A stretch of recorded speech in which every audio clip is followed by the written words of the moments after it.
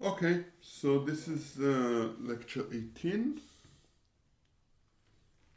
and we're going to speak about chapter 13, which is the official title doesn't really matter. The purpose is to establish hardness of problems, right? Hardness, FPT hardness of problems.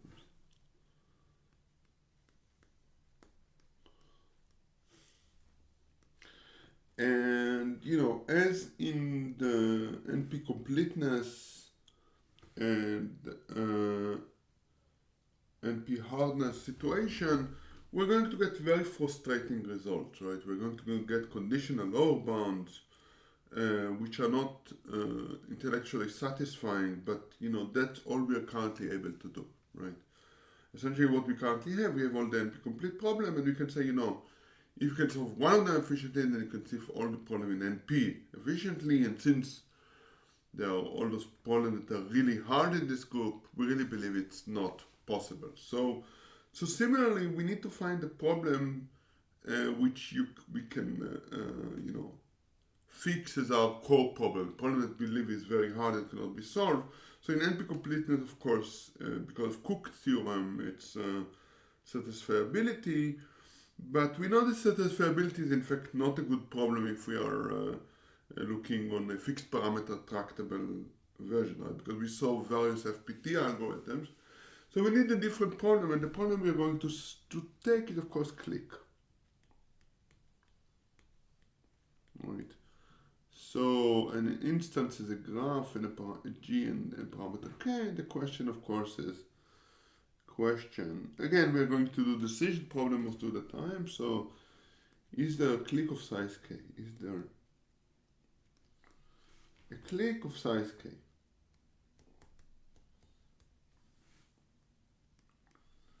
Of size K in G, right? And of course, the belief is that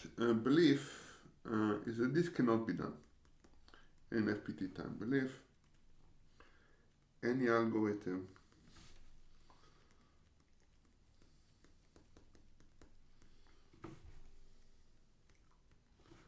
for clique requires n to the k time.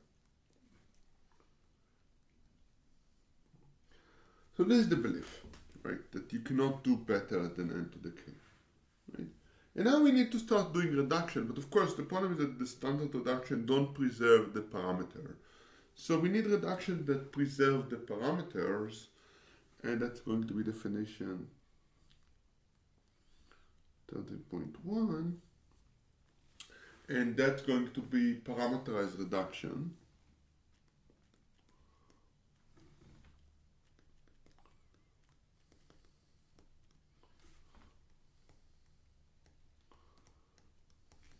Right. So what is parameterized reduction? Well, we have an instance. We have two problems. Let's call them A and B. Right? A and B are problems. Right? And we take an instance. Let's call it IK of A. Well, I just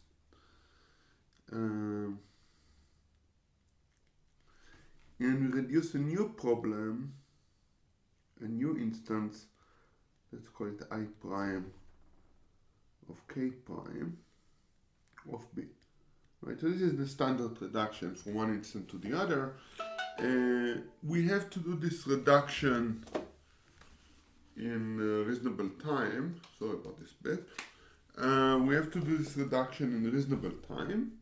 Right, so what time do we allow? Well, we allowed running time for reduction. Well, it has to be FPT time, right? So it has to be polynomial in n, and then some function of k. So that's the first one. The second demand is, of course, that K prime is not out of control. So if K prime is bounded by some function of K, right? The parameter did not grow too quickly. And the third parameter, of course, the third requirement, of course, is that this is a true reduction, right? Ik, the original instance is in A, if and only if the original the generated instance I prime K prime is in B, and vice versa, right? So we're reducing from we got an instance of A, we feed it to the reduction, and we get the instance of problem B, right? This is how it looks like. Okay, now let's speak a little bit about this definition. So the first thing to observe is that this is not the classical polynomial time reduction, right? I'm allowing you to spend quite a bit more time, potentially, than polynomial time, right? Why is that? Well, I have this here, this dependency on the running time, which depends on K. This dependency can be exponential or doubly exponential, whatever in K, right? So if K is large, the reduction time is not going to be polynomial. And that means that there are some subtle issues going on that, one should not mix polynomial reduction and this kind of parameterized reduction. By the way, I should say that this is called parameterized reduction. Parameterized reduction.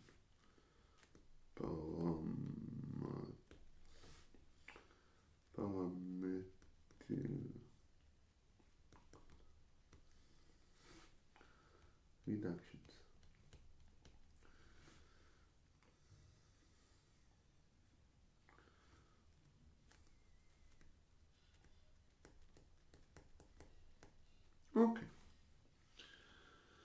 Okay, so now we have a good definition of a reduction. That's already a step forward. Because, a priori it's not clear what the right definition is. Another question, of course, is what can we do with it, right? Okay, so of course the next result is obvious at some level. The first result is that this is what we want, right? So theorem, if there is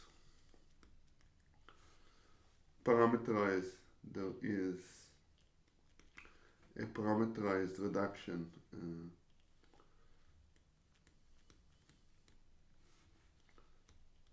if there is a parameterized reduction from A to B,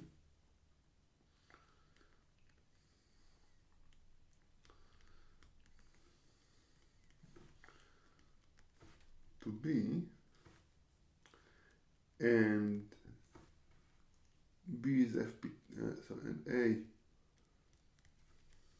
is FPT, right? Then B is FTP, right? And this is immediate, right? This is theorem 13.2 in the book.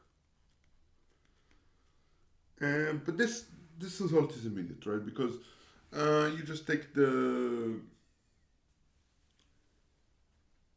Oops, and of course I did it in the wrong direction. And B is FTP, then A is FPT, right? Sorry. The regular thing about, same thing about NP completeness, right? So if we have reduction from A to B, and B is FPT, then A is FPT, right? And the proof is indeed immediate, right? Because, the reduction is FPT, the insert we get is FPT, and then you feed it into this, the new insert is also have the parameter under control, and then you feed it into an FPT algorithm, and you'll get an FPT algorithm for it. Since I assume you saw NP completeness reduction, and understand it well, I'm not going to go through the low-level detail of reproving things that, hopefully are all obvious and easy for you. Okay, so what's the next step? That's a very good question. Okay.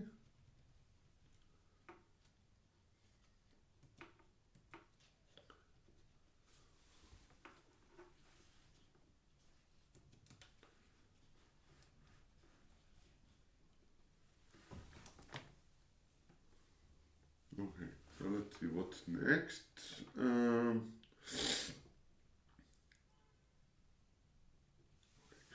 So now we're going to start collecting problems, right? So this is going to be section 13.2.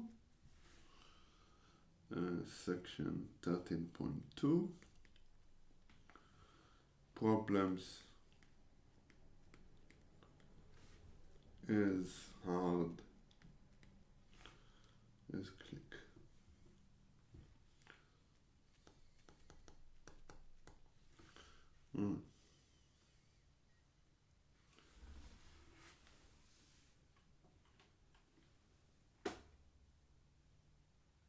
Okay, so first we need, this is again one of those standard theorems, so let me just state it because again this is if we have an FPT reduction from A to B, this is well, let's call it PR, parameterized reduction, and we have parameterized reduction from B to C, again parameterized reduction,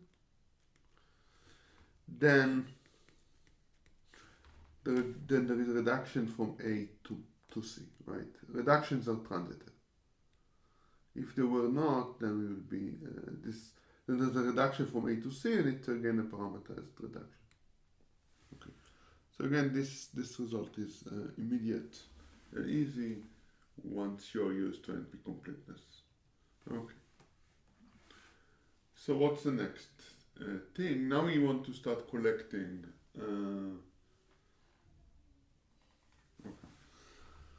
So now we are starting to collect problems, right? So the reduction is going to be from clique to other problems, right? Like in NP completeness, right? So this is theorem 13.4, which says that there is a reduction from clique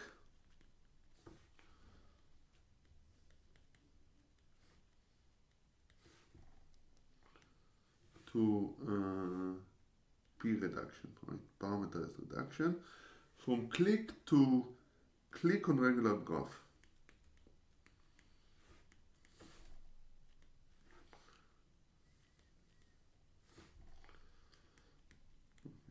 So regular graph, to remind you, is a graph that all the degrees are the same, right? So we are taking a graph and we are just going to reduce the so what is the input instance? The input instance is G and K, right? And we want to generate a new graph, H, and I think in fact K is going to remain the same. We will see. I think it's the same, such that H is regular, right? And furthermore, there is a clique of size K in G, if and only if there is a clique of size K in H, and vice versa, right? So then, you know, it's all about finding the right trick. So D is going to be the maximum degree. We're going on all the vertices of the graph of G. It's going to be the maximum degree of V, right? So this is the maximum degree in the graph, and then think about it. We have a graph in G, right? We have a graph in G that has degree, let's say, T, okay? Sorry. Let's call the graph vertex V, and let's assume that it has degree dV, right? Now, the intuition is that what we're going to do, we're going to set we're going to rewrite G such that all the degrees in the graph are going to be H, right? That's the plan. Okay, so how are we going to do that?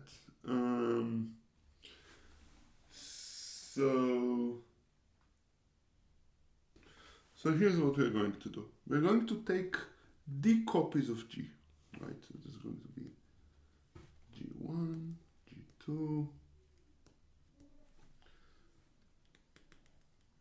over GD, right? So we're just going to take D identical copies of the original graph. Okay. And now look on this vertex V. The vertex V is going to have copies in each one of those graphs, right? And it has a deficiency.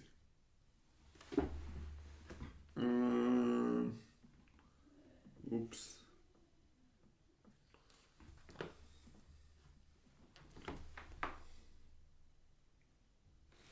It has a deficiency. The deficiency is exactly this d minus dv, right? This is how much it misses, this vertex v misses to become to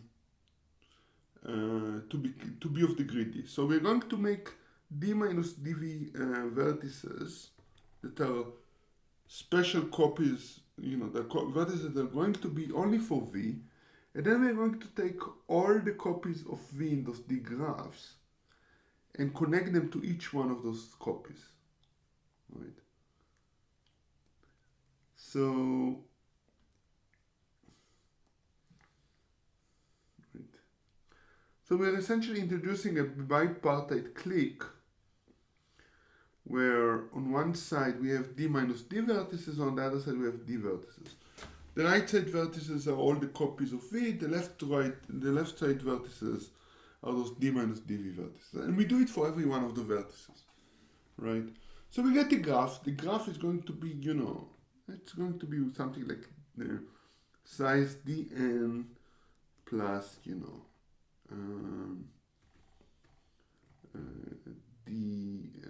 the size of g, right? The graph is going to be, you know, polynomially larger. It definitely can be computed in polynomial time. And now the claim is that this graph has a clique, this new graph h. So all of this graph, this full graph is going to be, you know, we're doing it for all the vertices, right? So we do it all for the vertices, we get this graph h that I mentioned earlier. Okay, so now, why is this reduction correct? Well, first, if there is a clique of size k in G, there is definitely a clique of size k in H. Now, as for the other direction, just observe that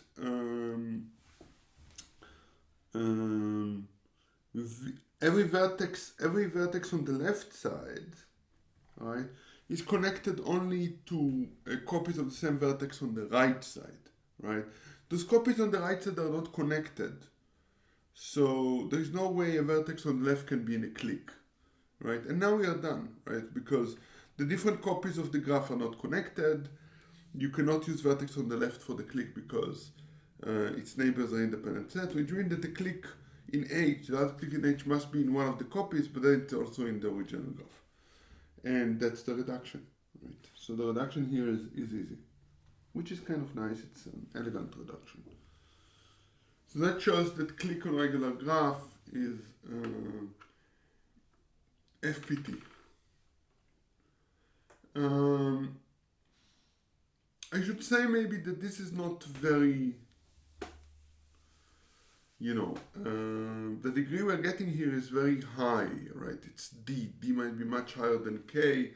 So at that level, this is not very satisfying, but you know, what we care about is correctness. This is the correct reduction. Okay, let's continue.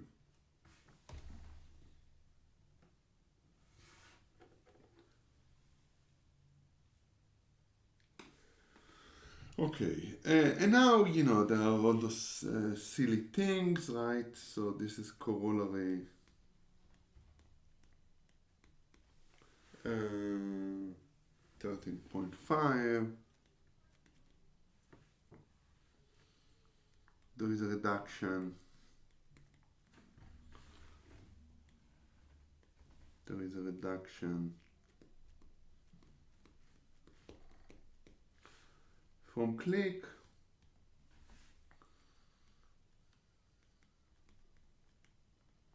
to independent set.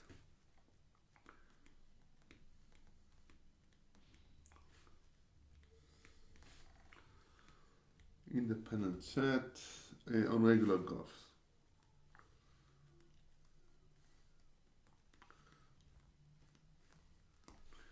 There is a, well, again, the parameterized reduction, a p reduction. Okay, let's call it PR reduction, parameterized reduction. So the proof is immediate, right? Because there is a clique of size k in the graph, right? If this is G, it has a clique of size k. If and only if in the complement graph, right, there is an independent set of size k, right? This is a standard reduction, and clearly it preserved the parameters, so that's the end of this reduction. And then we just use transitive reduction, right? So we reduce clique on regular graphs to independent set of regular graphs, and then we just use transitivity. So those problems are as hard as clique, so this is not very surprising. But notice, for example, that we don't get, what we don't get is that, for example, vertex cover is as hard as clique.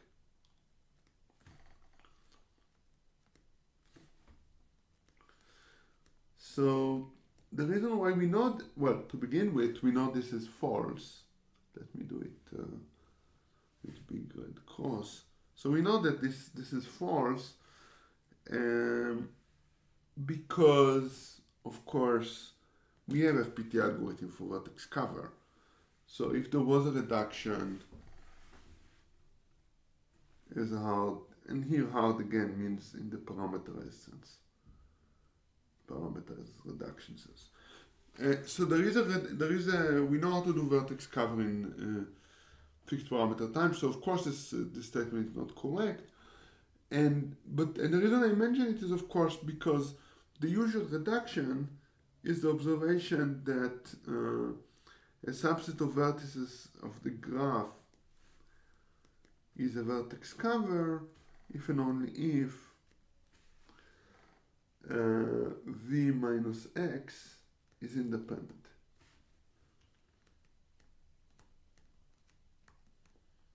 Right. So this is in fact the third or fourth reduction that you see once you do NP completeness, the reduction that shows that vertex cover is hard. But the problem, of course, is that here the reduction goes from size k independent set. The reduction maps to a new instance where the question is that is there a vertex cover of size n minus k, right? So this reduction, the standard reduction between the independent vertex cover is not preserved in the parameter. So it doesn't work for parameterized reduction. And we know that it doesn't work because it's just, well, plain old wrong. So that's bad news. Let's move on further.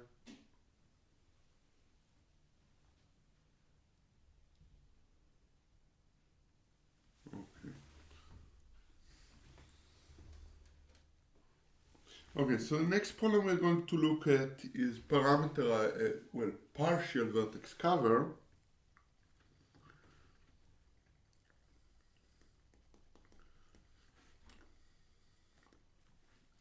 So what is partial vertex cover? Well, we have an instance, a graph G, K, right, the vertex cover we want, and we have S, right? And the question is, are there K vertices that cover S edges? Okay. And the claim is that, so this is partial, so this is theorem 13.6.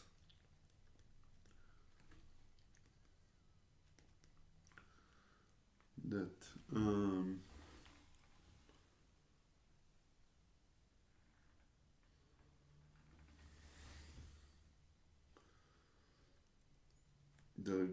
let me write it as exists. There exists parameterized reduction from independent set on regular graph to partial vertex cover,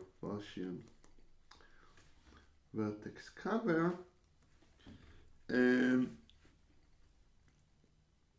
for k. Okay, so this is going to be important. This is a reduction that maps the parameter k, so it ignores the parameter s. Okay, so it says that what this problem says is that there is no hope to get FPT algorithm for partial set cover if we ignore S. Any FPT algorithm for this problem would have to have S as parameter. Okay, so the proof is not hard, right? The proof is not hard, and it's based on the easy observation that take a regular graph, right? So let's assume delta is the degree of the graph, right? So the graph we are given G is regular, right? All the vertices have the same degree, so let delta be this regular degree.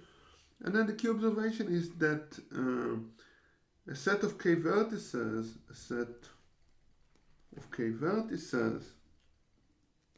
that is independent in G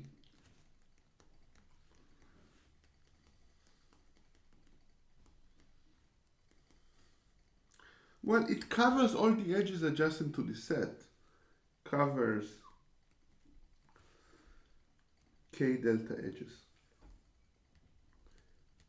And it's easy to observe that this is if and only if, right? If there is a set of k vertices that covers k over k times delta edges, those edges must be disjoint, which means because the graph is regular, and then this set is independent. And that's it. That's the proof of correctness. This is the reduction, and it's the proof of correctness.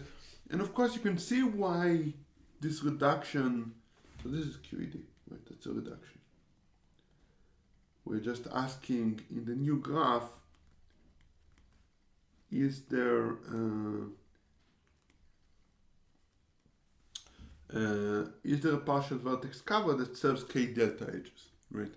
And that therein lies the rub, right? Which is what I complained about it earlier, that this parameter s is now huge, right? And this is why this problem is difficult. And by the way, if you finding an algorithm that is FPT when you allow to depend on S is not very difficult. The book leaves it as an exercise. Think about it. I don't think it's very difficult. Okay. So this was this. Let's move on to the next one.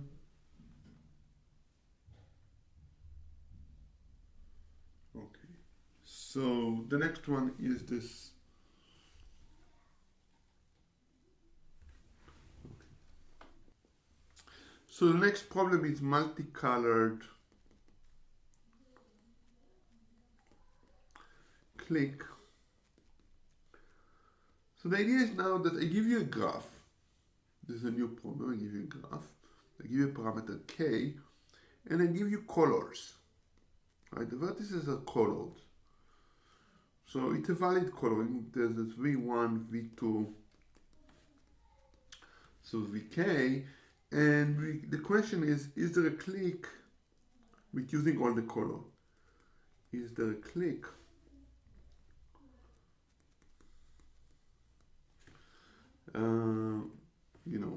using vertices v1, v2 to vk, where v1 is in capital V1 and modularly vi is in capital Vi, right? So I give you a coloring of the graph by k colors, and now require that all the vertices of the clique are colored by k different colors. So the theorem is that this problem is as hard as the original problem, so this theorem 13.7.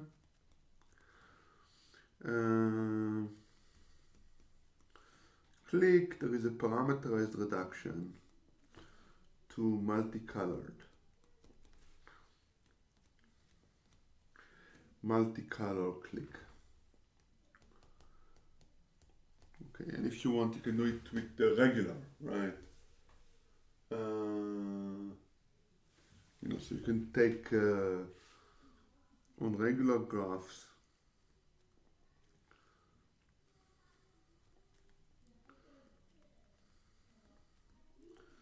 Okay, um, and um, and that's it, right? Okay. Okay. So how are we going to do this, right? So the trick is kind of simple. What we are going to do, we are going to create a proof. So we have the graph G, and you might as well, as I said, assume it's regular, but doesn't really matter.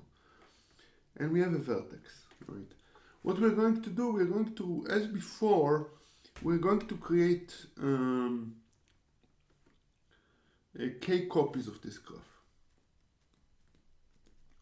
But those are k copies of the vertices, right? V1, V2, V2, to Vk. Okay, we're copying the vertices k times, and then the idea is that if you have an edge u, right, you have an edge between u and v, in the new graph, right, we have now k copies. We have k copies of those vertices, right? U1 all the way to uk, v1 all the way to vk. Okay.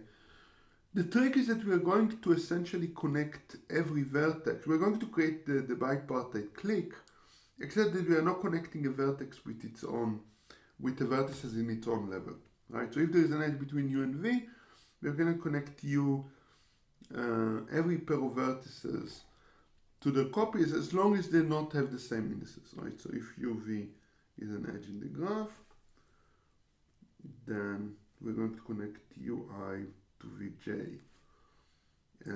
It's going to be an edge as long as, you know, I and j are going to be between 1 and k, and I is not equal to j, right?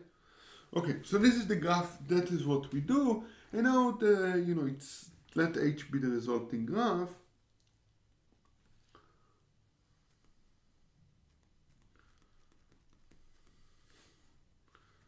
Right.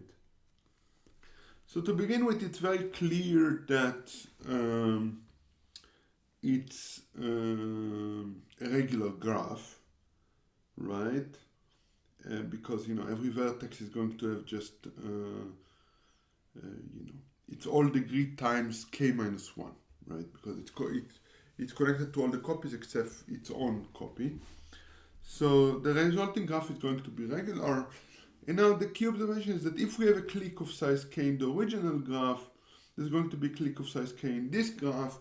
And the reason is because it's just you take the clique, and for every vertex in the clique in the original graph, you just pick an index such that all those k vertices of the clique belong to different levels of the copies. And then it's easy to verify that all the edges are there and this is a clique, right? So, and similarly, if there is a clique of size k in this new graph, all the vertices of the clique must belong to different levels because otherwise there are no edges. And as such, it can be mapped immediately to a clique in the original graph. So we are done. So this is the proof. NP completeness proof and reduction proofs are much easier if you hand wave, which is the beauty of this. The beauty of the situation. Well, okay, so what's next?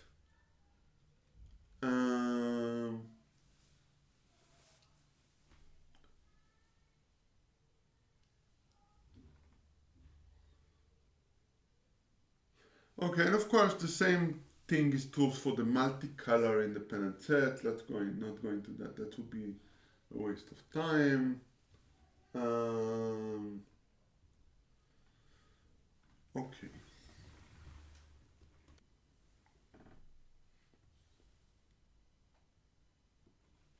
Okay, so those reductions get more and more complicated. Let's see a more interesting example. So multicolored independent set. there is a fixed parameter, well, a parameterized reduction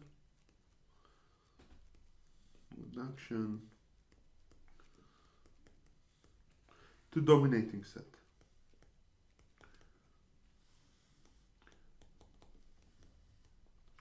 Right, to remind you, dominating set, proof. To remind you, dominating set is a set of vertices such that every other vertex in the graph is either in the dominating set or adjacent to it. Right. Okay, so what are we given? We're given a graph G that have K, the vertices are colored, right? They're K color classes, V1, V2, to Vk, and the question is there an independent set of size k in the graph where every one of the vertices belongs to, in the independent set, belong to different colors, right? And we want to reduce it to dominating set. So what we are going to do, we're going to do a series of modifications to the graph. So the first trick is going to be, we're going to look on Vi, and we're going to add two vertices, Xi and Yi, and we're going to connect Xi to all the vertices in Vi, and connect all the vertices in Vi to Yi, right? Importantly, Xi and Yi are not connected, right? So the intuition is that in this new graph, to dominate both Xi and Yi, you want to pick a vertex of Vi. We essentially are going to have a budget only to pick one vertex from a vertex class, and to dominate Vi and Xi and Yi, you would have to pick one of the vertices of Vi, and you have to pick at least one, right? Because Xi and Y are connected only to vertices in Vi, then there must be a vertex in the dominating set in Vi, but we are going to have only budget of one, so it's going to be in Vi itself. It cannot be Xi and Yi, right? And that's why it's important, by the way, that Xi and Y are not connected, because if you pick one of them to be in the dominating set in this class, then you would have to pick also Yi, right? Which means this is essentially enforced the fact that you have to pick a vertex from inside Vi. So that would be the first modification, the reduction. The other modification, which is kind of more interesting, is that we have two classes Vi and Vj, two vertices. Then we have two vertices connected, U and V. You know what? Let's call them X and Y. Right. So this is in the original graph, and we want to enforce the constraint that you cannot pick both of them to be in the vertex cover. Sorry, in the dominating set. Right. So what we are going to do, we are going to create a new vertex. This is the edges. This edge is E. We're going to create a new vertex calling WE, and this vertex is going to be connected to all the vertices in Vi except for X, and similarly it's going to be connected to all the vertices in Vj except for Y, right? So this is going to be this vertex, and we create this thing. And now here's what's going to happen if we choose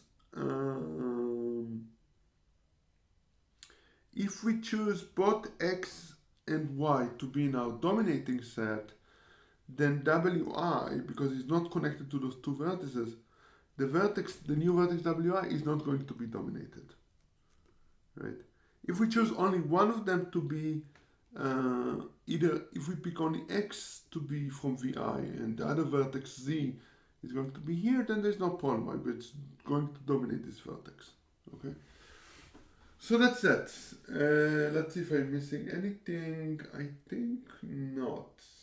Oh, no, of course I'm missing the most important trick. The other thing we need is, of course, that if we are now allowed to pick any vertex of Vi, right? Any vertex of Vi can be picked in the dominating set. So I said what we are going to do, we are turning it into a clique. We connect any pair of vertices of Vi and form a clique, right? So those are the three modifications. let me go through them again. First one, we take every vertex. We take every vertex class and we form it into a clique. That was modification number one. Second thing, for every vertex class, we create two vertices that are independent, that are connected to all the vertices of VI, such that you must pick a vertex in VI for the dominating set. And the third modification was for every edge, we formed a new vertex that was connected to all the vertices in VI and VJ except for the two endpoints of the edge, such that if you pick the two endpoints of the edge to be in VI and VJ to be in the dominating set, then this new vertex was not dominated. So clearly this is a polynomial time reduction, and let H be the resulting graph. Right, and H has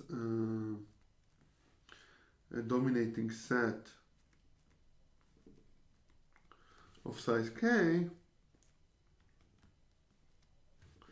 if and only if the original graph has an independent set of size K, multicolored, right, MC. And the multicolored is easy, right, because the dominating set has to pick vertex from each of those color classes, blah, blah, blah. As such, it's going to be independent. It's going to be multicolored in the original graph. Okay, so that's it. That's the proof.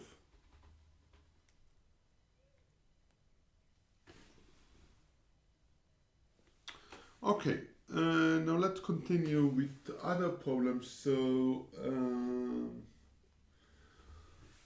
theorem. This is a standard theorem, in fact, also in NP completeness. Dominating set. The number theorem is 13.10. There is a reduction from dominating set. There is a parameterized reduction, P reduction, to a set cover.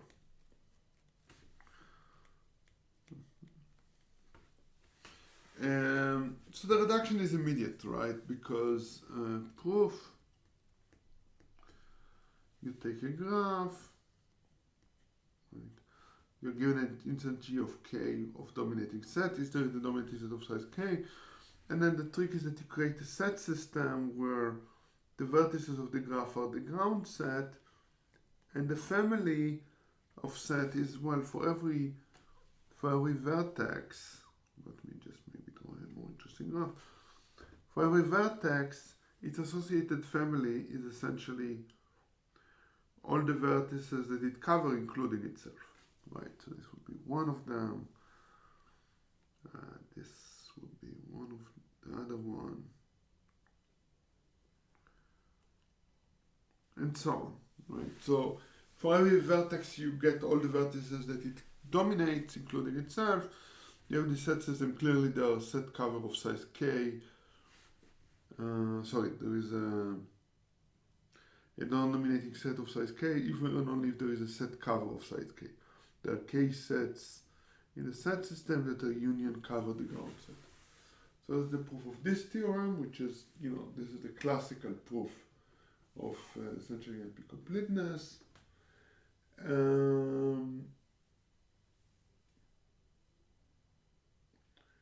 Okay. Now, an interesting fact is that you can translate dominating set to directed dominating set, right? So, directed dominating set, you pick a set of vertices, and every vertex in the graph has to be dominated by one of those vertices, by a directed edge, right? Now, the interesting thing is that dominating set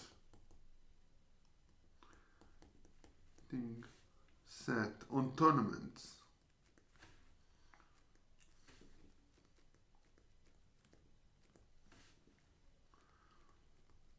okay.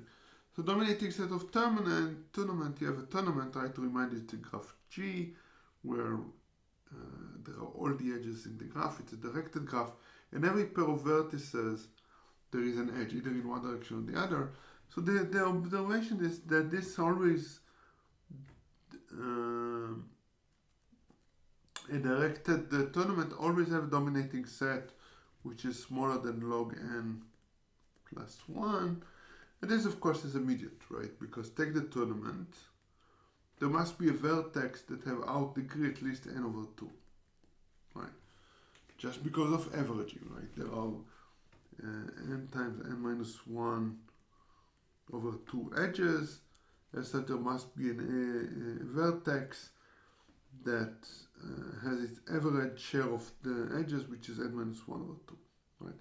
So there must be a vertex that dominates at least n minus 1 over 2 vertices, and of course it's dominate itself, right?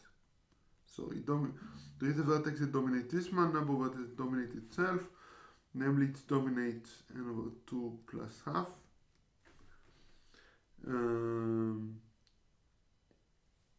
Vertices, right? The right way to write it is n over 2. Right? There is a vertex that dominates n over 2, and now we just take this vertex, right? So take this vertex that dominates. First, we can easily find it. We just compute the vertex with maximum outgoing degree in the tournament. We take it to the dominating set, we remove it, and we remove all the vertices dominate. And the remaining graph has at most n over 2 vertices, and now we repeat this process, right? So after log n iteration, we found a dominating set, right? So this says that dominating set on tournaments is not a very hard problem. There is always a log n solution. In particular, doing broad force solution, we can always find the optimal solution in this time. There is quasi-polynomial time. Okay, so we can always solve it in quasi-polynomial time, which means that essentially it's not very hard. The belief, of course, is that no quasi-polynomial. If a problem is quasi-polynomial, it should be polynomial, not NP-hard or NP-complete. Okay, why is this interesting? So the reason it's interesting is because one can show a reduction.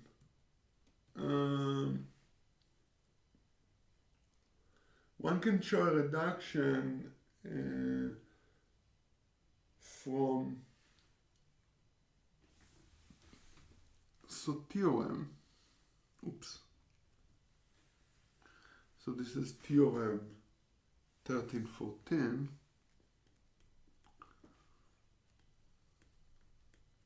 Right. So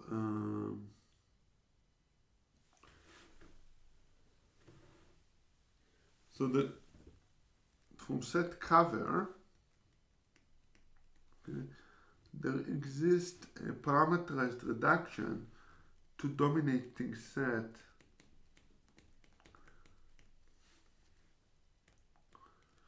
in tournament.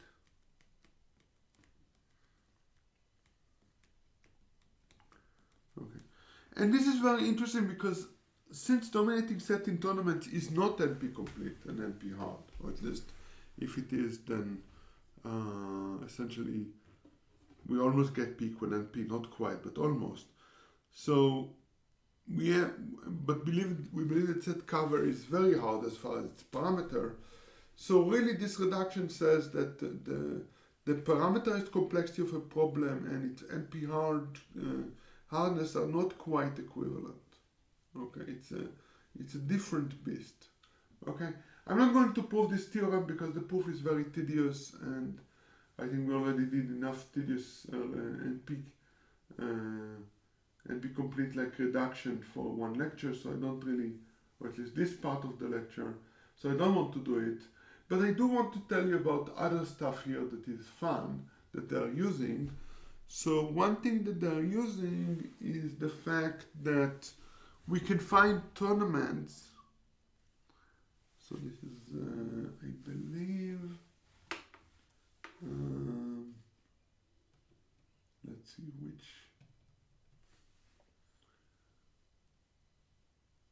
This is theorem.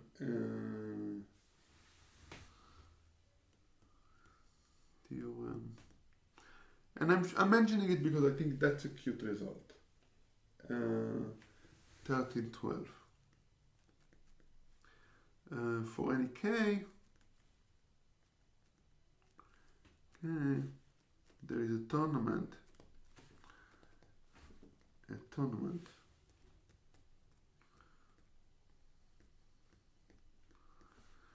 So we don't get quite what we want. It's slightly bigger than we want. With Rk, it has number of vertices that is slightly bigger than 2 to the k, right? So 2 times k squared times 2 to the k, right?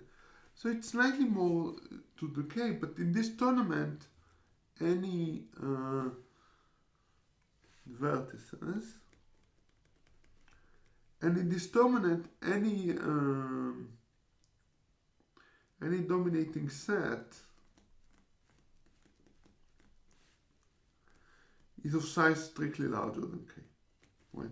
So those are like k hard instances, right? You need at least k plus 1 vertices to dominate the tournament, and the proof is not hard, right? The proof is just relies on the idea that, you know, whatever this n is this number, right? 2 times k squared times 2 to the k, right? The idea of the proof is that, you know, it's not too difficult to show that, you know, those are the number of subset of vertices in the graph, right? So you go over possible vertices. So the proof is, by the way, this is a Erdős theorem, a result due to Erdős, and it's just using the probabilistic method, right? So we just generate a random tournament. We pick every edge with probability half. So this is the number of vertices in this, those are all the number of subset of size k in this graph, right? And the probability this dominates, you know, one can write down explicitly what the probability that it indeed dominates all the vertices, right? So the probability that it does not dominate a vertex is not going to be dominated by such a set of k vertices if all the edges, this is the vertex u, all the edges are oriented in the other direction, right? The probability for that is 2 minus k, right?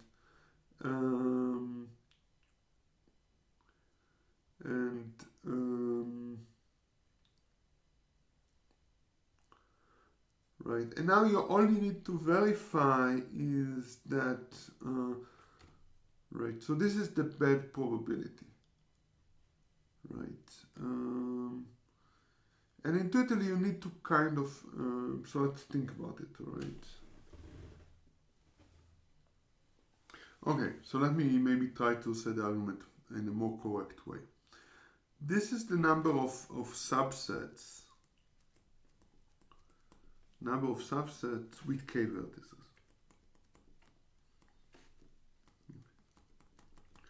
Now fix such a subset, right? So fix such a subset of vertices. You have a subset of such vertices you fix. And now for each one of the other vertices in the graph, there are n minus k such vertices. You ask what's the probability that it's being dominated? Well, the probability it's being dominated, or more precisely the probability it's not being dominated, the probability it's not being dominated is 2 to the minus k. All the edges from this vertex to the dominating the selected set of k go in the wrong direction, right? So this what I wrote here is the expected number of bad vertices, right? And by the choice of our parameter, this is going to be something like 2k squared, roughly, right? So this is and the important thing is that the set of bad vertices is independent. You know, whether the vertex is bad for a fixed set or not is an independent decision for each one of the vertices. So in fact, this number of bad vertices is going to be strongly concentrated. You have to use some heavy machinery like Chernoff inequality to show it, but it's strongly concentrated, and it's large enough such that the probability that it's going to be, instead of 2k plus 1, it's going to be smaller than 1, right? This means the large deviation, and then you can use Chernoff inequality to show this probability is very small, which would imply that with high probability this does not happen, right? And the graph is bad for all k-sets. Okay, this is kind of a sketch of how to prove this. Okay, so this is, I just mentioned it because it's an interesting tidbit about this reduction proof that I decided not to do in detail. Okay.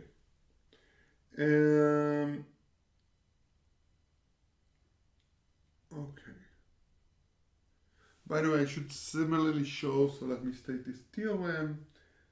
Theorem 13.15. Again, this is a theorem I'm not going to prove because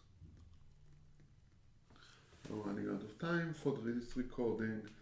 There is a reduction from dominating set to connected dominating set.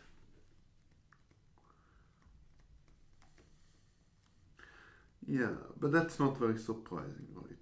So connected dominating set is where you require the dominating set to be connected. You know, this is in some sense not very surprising because you can intuitively you could just add a vertex and you know, somehow, you know, pick two copies of the graph and so on. In short, it can be enforced without too much work.